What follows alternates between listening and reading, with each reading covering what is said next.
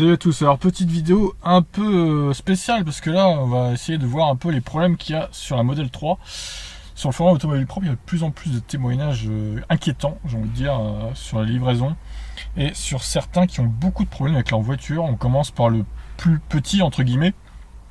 C'est Mats qui nous dit sur le forum du coup que alors ces phares ne s'éteignent plus en fait. Donc il avait aussi un problème du MC apparemment qui l'empêchait de bien charger sa voiture. Le réglage des phares est planté, roue qui tourne en haut à gauche, la voiture qui garde les phares allumés en permanence, impossible de les éteindre. J'ai passé 45 minutes au téléphone avec Tesla, il n'y a rien à faire, ils restent allumés. Les feux arrière, eux, s'allument ou s'éteignent selon le réglage via l'écran. On a tout tenté, tout plein de manipulations sans succès. Il est 23h, la voiture est plein feu allumée dans le jardin et mon UMC décide de ne pas charger ce soir. Je désespère. J'aurai pas de nouvelles de Tesla avant demain. Ma batterie sera peut-être vidée. Alors non. Comme ils ont dit après, de toute façon, la batterie peut pas se vider à cause des phares, très clairement. Les phares, ça bouffe pas assez de batterie. C'est juste pour des phares, c'est du LED en plus, donc ça consomme beaucoup moins, quoi. Donc voilà, il était en plein phare dans son jardin, le gars, pendant toute la nuit. Il essayait d'éteindre, comme on peut voir sur la vidéo, là. Oh, c'est chaud quand même. Le stress, la voiture qui reste allumée toute la nuit comme ça. Ouais, donc, comme ils disent, hein, les phares peuvent pas vider une batterie aussi grosse en fait, tout simplement. Alors, il nous répond: salut à tous, sans surprise, phare toujours allumé ce matin, 80% au compteur de charge, soit 4% de batterie consommée après 8 heures de feu allumé.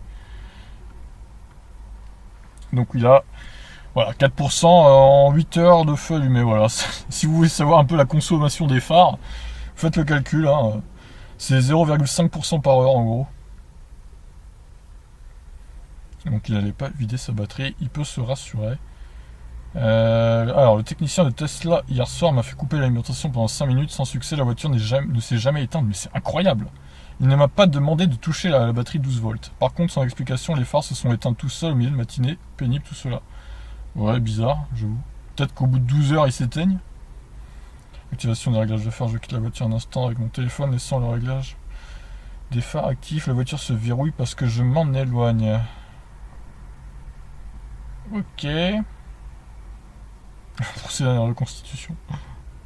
Mais c'est quoi ces problèmes bizarres des Tesla Model 3 là? C'est quand même incroyable, hein. Une voiture à ce prix là qui semble un peu bâclée niveau bug. Alors je vais vous faire lire le plus gros des soucis qu'il y a eu. Alors on va repartir sur ce topic à la première page. Sur les deux que compte ce topic. Alors celui-là il est assez violent, hein, je vous préviens.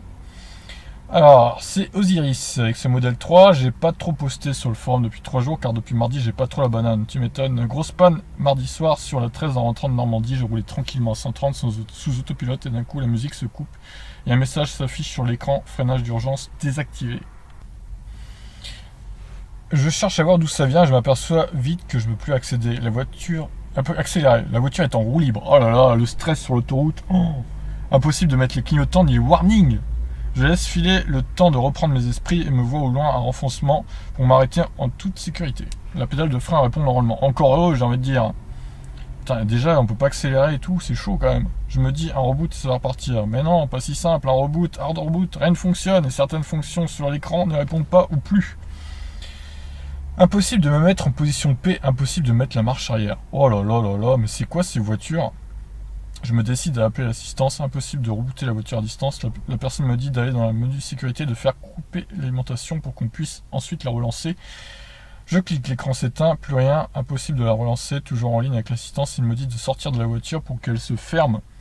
Et en l'ouvrant ensuite, ça repartirait. Avant de sortir, petite pensée à mon gilet jaune que j'avais mis dans la boîte à gants et qui du coup est resté fermé car l'écran s'était éteint. Ça m'apprendra. Oh là là, mais en fait tout se commande avec l'électronique sur cette voiture, c'est un peu limite. Je me mettrai dans la console centrale la prochaine fois. Je sors de la voiture sur la bande d'arrêt d'urgence de l'autoroute et là, petite pluie normande. J'attrape mon manteau sur la banquette arrière, je m'éloigne de la Tesla Model 3, la voiture se referme et là, devinez la suite. Impossible de l'ouvrir à nouveau. Me voilà coincé dehors sous la pluie avec toutes les affaires à l'intérieur. Oh là là là, mon Dieu! Mais c'est horrible, regardez! Il est sur la bande d'arrêt d'urgence. Sur l'autoroute A13, mon Dieu. Il ne peut plus rien faire, la voiture est fermée. C'est chaud. Ah, ça c'est méga flippant, c'est clair. franchement, autant c'est une belle voiture technologique et tout, mais alors quand il y a des problèmes avec ça... Mais voilà, donc dehors sur la bande d'arrêt d'urgence et la nuit tombe. Par chance, les feux de la voiture sont restés allumés et me permettent d'être bien visible. Oui, c'est déjà ça. Petite pluie, grosse grêle, puis soleil. Ouh. Toujours en ligne avec l'assistance Tesla, on a tout essayé. Bluetooth, appli tel, avec la carte que j'avais sur moi, rien n'y fait. Tesla ne peut pas venir, obligé de faire appel au service de dépannage de l'autoroute. Je marche jusqu'à une borne SOS, puis reviens à la voiture et le dépanneur arrive 20 minutes après. Il regarde ma voiture et me dit ça va pas le faire si elle est fermée. Bon, on refait plusieurs fois le tour en s'appuyant dessus, on s'aperçoit qu'elle est toujours en roue libre. Heureusement que je me suis garé sur le plat, oui. Bonne nouvelle, on va essayer de la monter sur le plateau. Procédure pour ouvrir le frunk avec un booster et on accède au crochet à visser à l'avant. Pour la monter sur le plateau bien sanglé, pour ne pas qu'elle tombe, on arrive au garage, on descend de la voiture, le temps d'attendre le deuxième dépanneur mandaté par Tesla. Lui a été formé et a réussi à ouvrir la voiture mécaniquement en écartant la vitre. Ah ouais. Ah d'accord, comme si on l'a volé en fait. J'ai pu récupérer mes affaires, on a rechargé la Model 3 sur un plateau.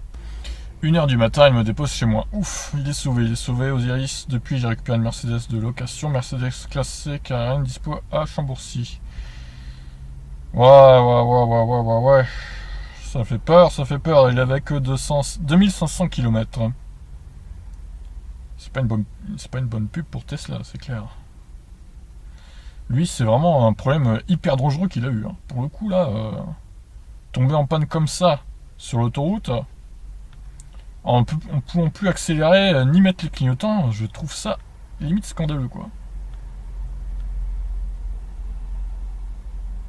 Alors, classé, même gabarit. Ouais, donc il nous parle de la classe C, on s'en fout un peu. Ah, c'est chaud, le pauvre. Franchement, j'espère que ça va s'arranger pour lui, mais... En plus, il doit se taper la classe C, du coup, avec mettre de l'essence et tout dedans. Alors, il blâme pas Tesla, cette voiture est formidable, il n'y a rien de comparable chez aucun autre constructeur. Après, j'ai bien conscience que dans les premiers, on essuie un peu les plâtres. C'est ça aussi d'être geek, à aucun moment la voiture ne m'a mis en danger. Quand même. Pour vos réponses sur le fait de rentrer par effraction, je rejoins l'avis général, dans n'importe quelle voiture, on peut rentrer si on veut. Celle-ci est sans doute plus difficile à forcer, c'est pour ça que le premier dépanneur n'a pas voulu essayer. Il avait pourtant le matériel coussin gonflable cal-tirette qu'il venait d'utiliser pour ouvrir une série 7 toute neuve le matin même. Ah ouais. Bon, bah voilà. Ouais, bah... Je sais pas s'il y a des possesseurs de Model 3 ou des futurs possesseurs de Model 3 sur la chaîne, mais en tout cas, de voir des trucs pareils, ça doit pas vous rassurer, hein, honnêtement.